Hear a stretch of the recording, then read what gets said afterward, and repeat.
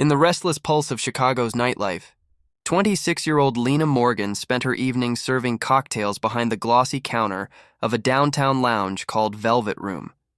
She had come to the city chasing dreams bigger than her hometown could offer. Her days were filled with rent worries and overdue bills, but her nights were a blur of laughter, neon lights, and strangers' stories.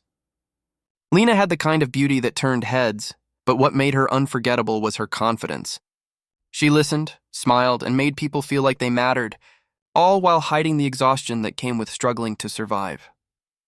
One humid summer evening, a group of foreign businessmen walked into the bar, instantly drawing attention. Among them was Sheikh Rashid Al-Mansoor, a wealthy investor from Dubai known for his charm and extravagant lifestyle. His presence commanded silence. The way he carried himself made people instinctively step aside. Rashid's eyes lingered on Lena longer than they should have. He watched her move gracefully through the crowd, handling demanding customers with patience and wit. When he spoke to her, his words carried power, and Lena, though cautious, found herself intrigued. Rashid began visiting every night. He tipped generously, asked personal questions, and made her feel seen in ways others hadn't. Soon, conversations turned into private dinners and private dinners into weekend getaways. Lena, who had always kept her guard up, began to believe in him. The attention, the luxury, the promises. It all felt like a dream she never thought she'd touch. He told her stories of Dubai's shimmering skyline, desert palaces, and the kind of wealth she couldn't imagine. When Rashid invited her to join him on a trip to Dubai, Lena hesitated at first, but the temptation was too strong. He made it sound like the beginning of something real, something that could change her life. She convinced herself that this was fate, a twist of destiny pulling her toward something better. As she boarded his private jet weeks later, she looked down at the glowing city lights of Chicago fading beneath the clouds. She had no idea that she wasn't flying toward a fairy tale, but into the darkest chapter of her life, one that would end in tragedy, betrayal, and blood. The first days in Dubai felt like stepping into another world. Lena was surrounded by everything she had only seen in magazines: gold-plated decor, luxury cars, and staff who treated Rashid like royalty. The view from his penthouse overlooked the endless desert merging with the sea, and every night was a celebration of wealth. Rashid spoiled her with designer clothes, expensive jewelry, and whispered promises about a life together. Lena felt as if she had finally escaped the struggle that once defined her life in Chicago.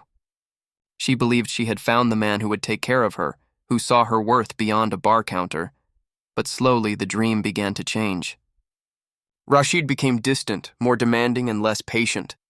He asked her not to go out alone, saying it was for her safety. He kept her phone at night, saying he didn't want strangers contacting her. The servants who once smiled now avoided her eyes, following Rashid's silent orders. Lena began to feel the walls closing in. Days turned into long stretches of silence, interrupted only by Rashid's sudden bursts of anger when she questioned him.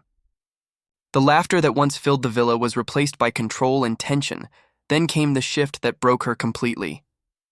Rashid began spending time with another woman, a glamorous influencer who visited Dubai for business. Lena saw their pictures together on social media, each post mocking the promises Rashid had once made to her. When she confronted him, he dismissed her coldly, saying she had misunderstood her place in his life. To him, she was entertainment, nothing more. He told her that women like her came and went, that she should be grateful for what she had already received. Her heart broke under the weight of humiliation. Rashid ordered the staff to restrict her movement and canceled her return flight without explanation. Her phone was taken and her passport was locked away. She realized she was no longer a guest. She was a prisoner in paradise. Each passing day stripped away her dignity and hope. The city that once sparkled now looked cruel and empty. Every reflection in the gold mirrors reminded her of how naive she had been, how easily love could turn into possession, and how power could disguise itself as affection. When Lena finally returned to Chicago, she was not the same woman who had left.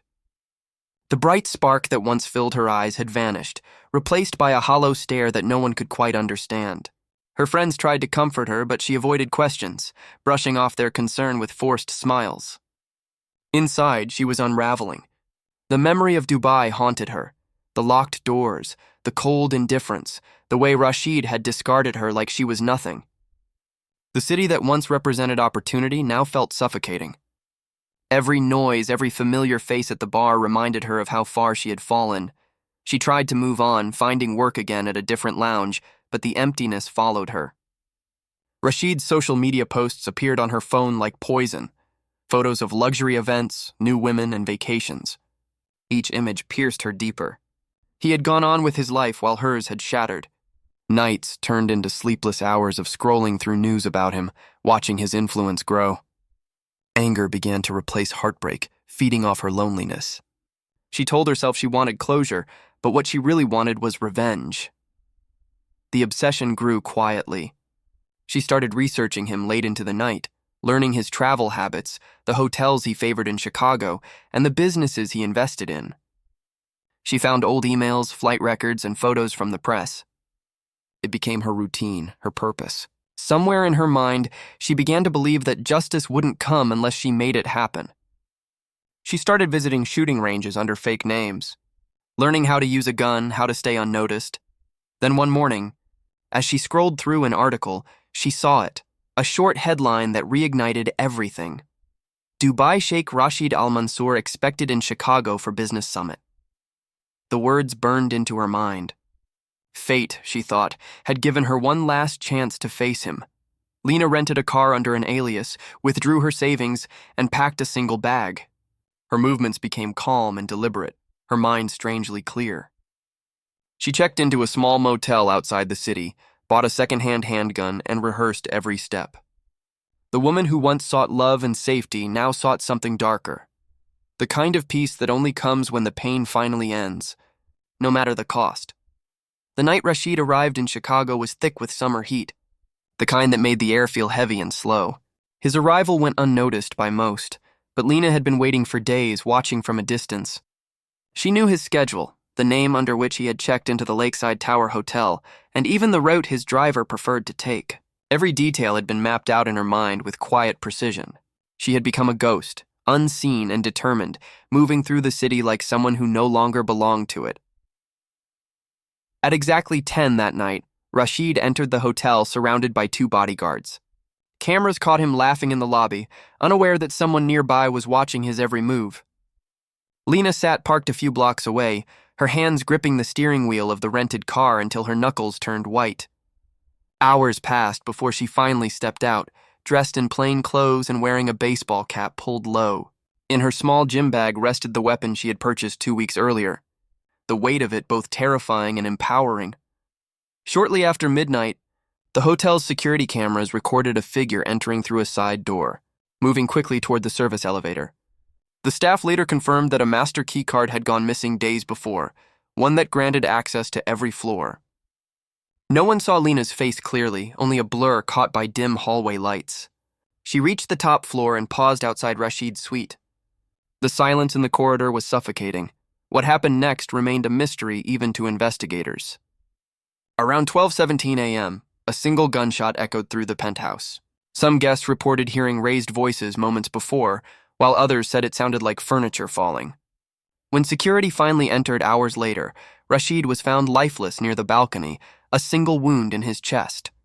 The room smelled faintly of perfume and gunpowder. By then, Lena was gone. Her car was discovered near Lake Michigan, abandoned with the keys still inside. Her phone and identification were missing.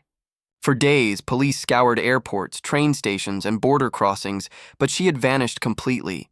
The media exploded with the story.